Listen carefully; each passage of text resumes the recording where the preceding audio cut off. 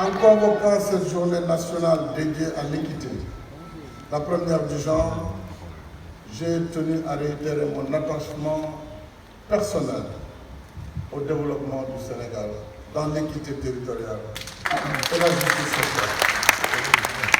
Ce que j'ai appelé le Sénégal de tous et le Sénégal pour rien ne payer. Le Sénégal de tous et le Sénégal pour tous. Voilà, pour tous. Où chacun peut avoir une vie décente en accédant aux services sociaux de base. Vraiment le témoignage du président de l'AMS, maire de Ndiop, dans mon département, Fatou. Je disais hier à la délégation marocaine que je salue au passage les maires et les maires de Côte d'Ivoire que l'impact de la politique de décentralisation à travers l'acte 3, c'était de redonner la dignité à l'ensemble des collectivités. Nous avions des communes, des villes, des communes d'arrondissement et des communautés rurales.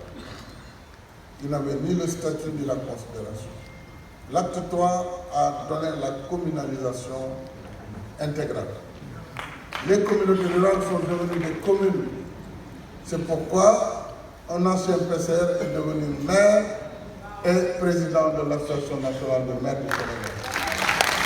Ce qui nous permet naturellement d'avoir accès également à toutes les infrastructures de base pour le développement économique et social de ces populations. Aujourd'hui, nous revenons d'ailleurs aux sources, parce que c'est ici, à Diamniadio, que j'avais lancé le 7 juillet 2015 le programme d'urgence de développement communautaire. Un des instruments phares de notre politique d'équité territoriale et d'inclusion sociale.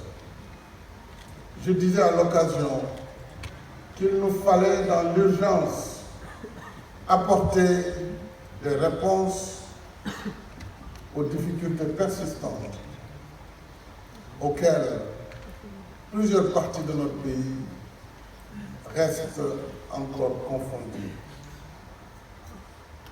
Puisque lorsqu'on parle du PSE, c'est un programme sur 20 ans. Ku xiif mënoo ko ne xaaral 20 ans ñu doog la yekkal.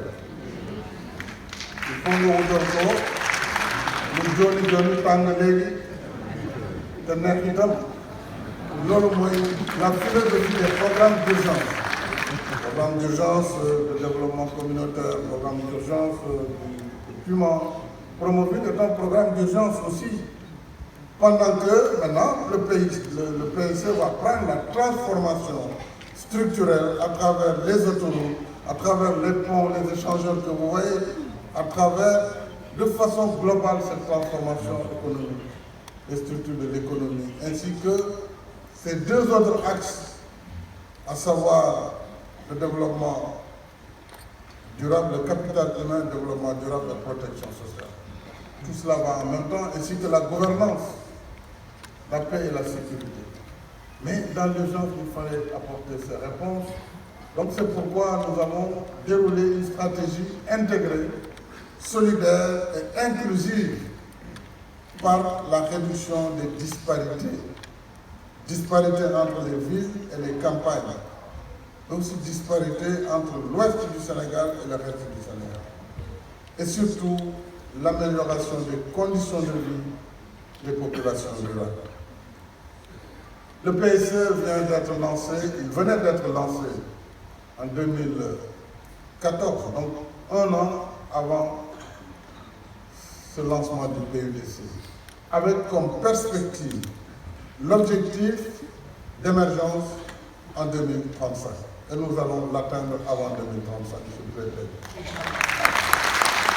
Mais je m'étais dit que pour le nombre de nos concitoyens, il y avait des besoins urgents qui ne pouvaient pas attendre cette échéance et qu'il y avait urgence à y apporter des réponses à ces besoins. C'est l'objet de nos politiques d'équité territoriale et d'inclusion sociale. Je salue également le coordonnateur ou le directeur général du Fonds de solidarité nationale, de partie de ces instruments. Au demeurant, l'équité et l'inclusion sont plus qu'une question de justice sociale. Elles sont également une source de confiance des populations dans les politiques publiques qui sont déclinées sur le terrain au-delà des pétitions de principe que nous entendons ça et là. En somme, il ne s'agit pas seulement de déclarer l'équité, mais de la pratiquer en lui donnant un contenu concret. Le ñuy wax ci wolof daj lamb daj un contenu concret qui sort des chantiers battus. Ainsi, pour ne citer que quelques initiatives phares, je les ai déjà citées de l'introduction du PUDC, dont le modèle innovant et inspirant a pu être adopté ou adapté dans d'autres territoires, dans d'autres pays. Et il nous a permis la construction de près de 900 km de pistes de désenclavement et 500 autres pistes sont en chantier au moment où nous parlons. L'électrification de près de 1000 villages déjà livrés, avec 600 qui sont en chantier.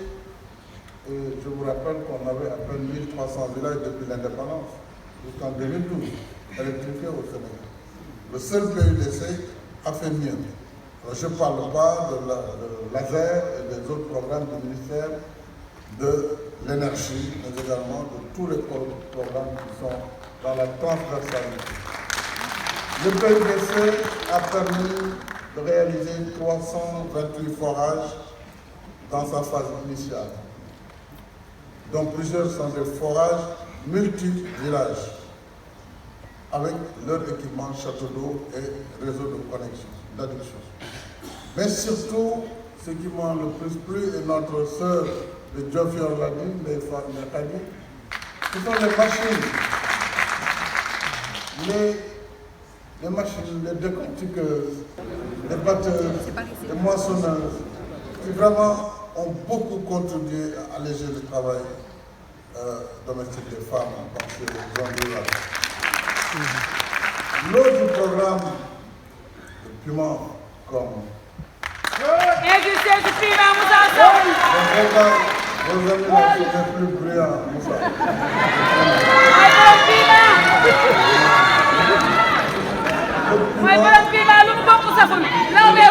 L'urgence de modernisation des axes et territoires frontaliers.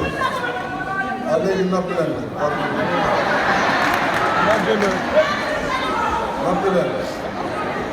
Alors, le piment a déjà réalisé 249 km de pistes, et le piment aussi reprend le programme du PUDC, mais dans les zones frontalières, qui sont les plus éloignées, les plus désenclavées, les plus enclavées, tant pour moi, que le piment tente de désenclaver.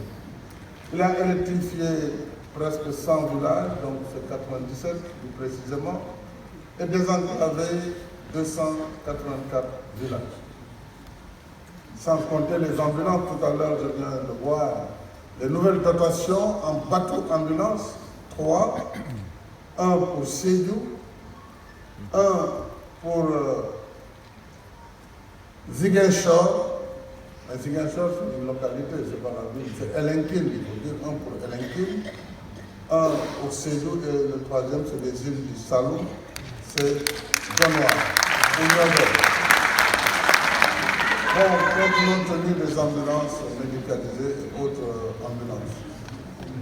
Le piment, c'est la construction de structures de santé avec d'autres commodités.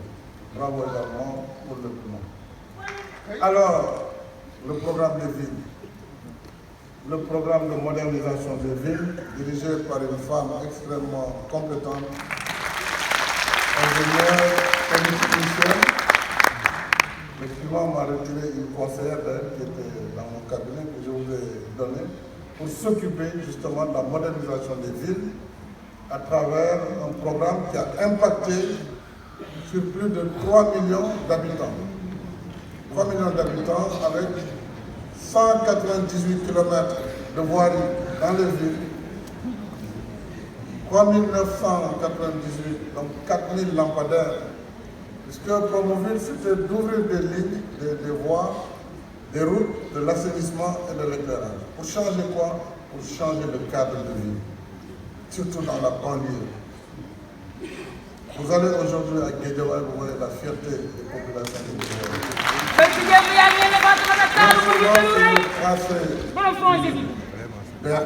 Mais également sur les programmes de promotion. Vous allez à Tambacounda, vous allez sur reconnaître Tambacounda. Et l'autre jour, j'ai à Fatick. Mais Fatick attend quand même qu'on accélère.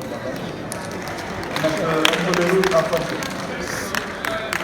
Alors, c'est ça également le programme Promoville avec toute la construction qui va avec, des infrastructures pour les femmes, pour les jeunes, etc.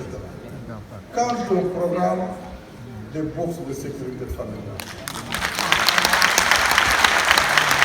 je également une autre dame, vous voyez qu'ici, vraiment on a fait une politique d'équité et surtout équité de genre. Le ministère est dirigé par une femme, les grands projets sont dirigés par une femme également, au moins moitié-moitié. En particulier, Madame Aminata Sow, économiste, le délégué général de la protection sociale et la solidarité nationale. Je ne vous en fais pas, vous connaissez les noms, vous les connaissez. Alors, il y a eu pour 355 626 ménages des bourses de sécurité familiale qui avaient au début une allocation de 25 000 par trimestre, qui sont portés depuis 2024, 2023, 2024 à 35 000 francs par trimestre. Et depuis 2013, des transferts de l'ordre de, écoutez bien, 268 milliards de francs CFA ont été effectués au titre des bourses de sécurité. Comme foofu, donc bëgg xamal nit ñi ne dañuy wax transfert xaalis bi jógee ci nguur gi dem ci askan wi lu ëpp ñaar téeméeri milliards ak juróom-benn fukk ak juróom-ñett jëlee nañ ko ci keesu état bi jox ko askan wi.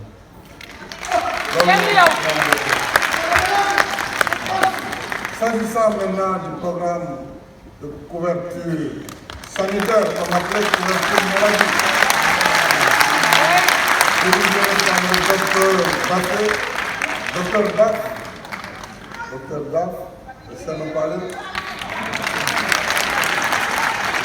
Alors, ce programme a permis d'étendre au maximum les bénéficiaires pour l'accès aux soins.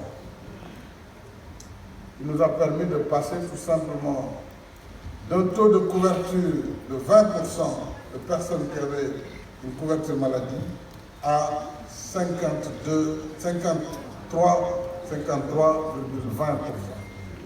De 2012 à maintenant. Et pour cela, je félicite également les mutualistes. Je veux dire que j'ai bien entendu la doléance qui a été faite de vous faire participer dans les politiques nationales. Donc je décide dans le prochain Conseil économique et social de vous coopter un des vôtres pour suivre.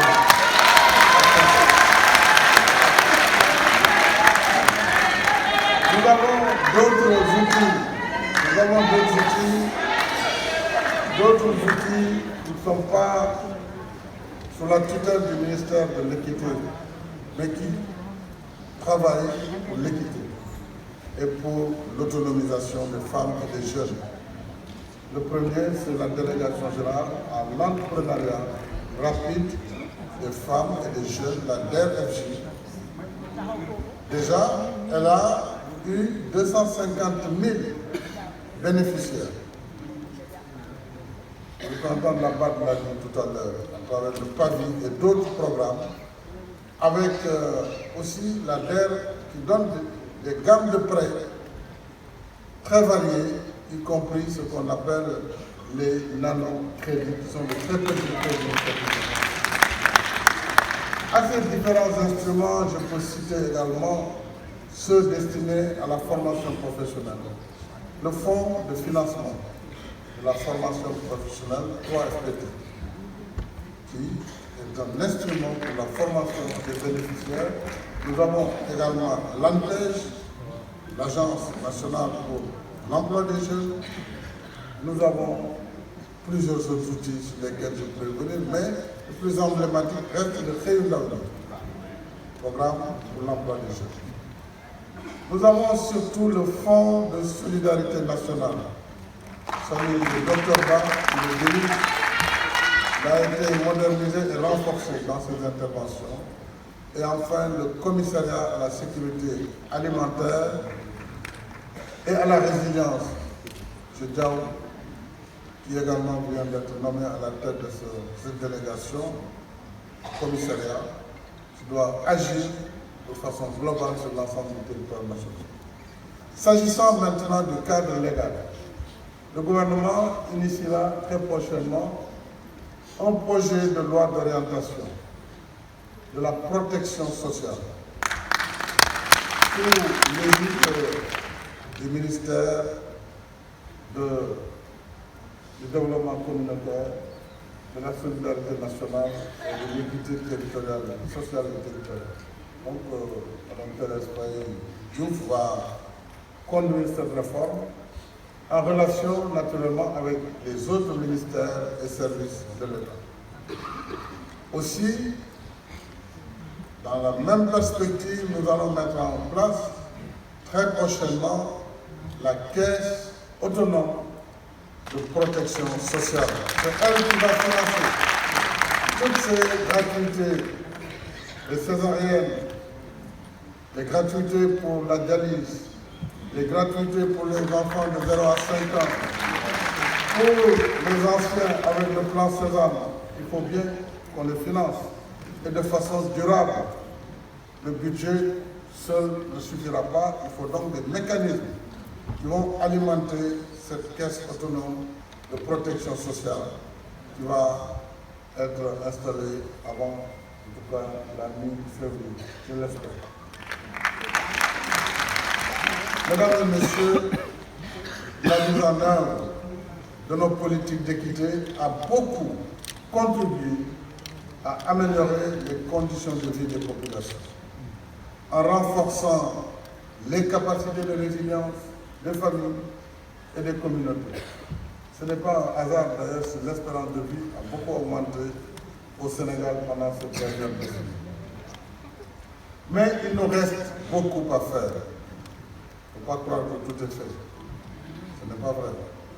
Il reste beaucoup de chemin encore à faire, d'où l'instauration d'ailleurs de cette journée de l'équité pour offrir un cadre d'échange que l'on pourrait d'ailleurs appeler les assises nationales de l'équité.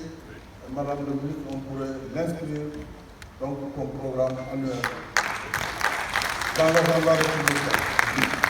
Et cette première édition, qui se déroule sous le thème de l'équité sociale et territoriale au cœur du plan Sénégal élargi, doit nous inciter à une réflexion approfondie sur nos politiques en la matière, pour